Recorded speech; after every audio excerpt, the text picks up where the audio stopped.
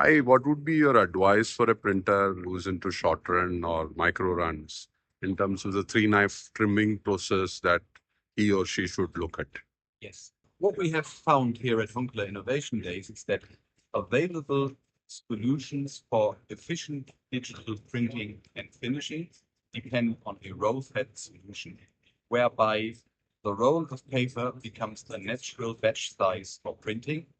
A roll of paper in a digital press being about 500 kilograms, maybe often more, which translates into about 1,000 books.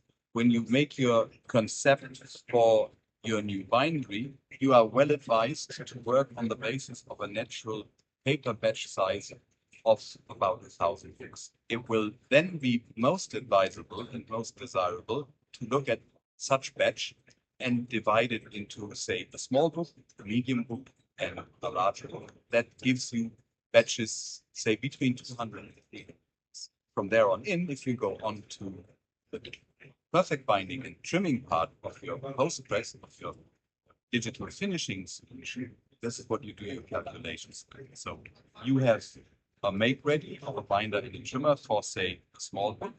You will then run 200 with hidden make readies, I would call it. Make readies that you don't realize is because it goes book to book with different page counts.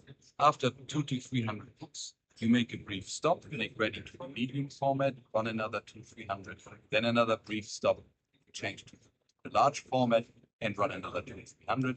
And that's where you take pencil and paper to work and work out what solution you need.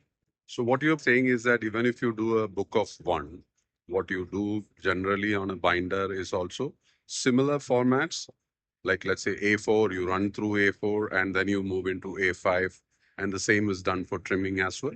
Yes. I think what we have to stress about the job size of one book is that number one, machines answering to this requirement would be extremely expensive. And number two, if we look at the print engines and if we look at the folding and cutting, such solutions are unavailable.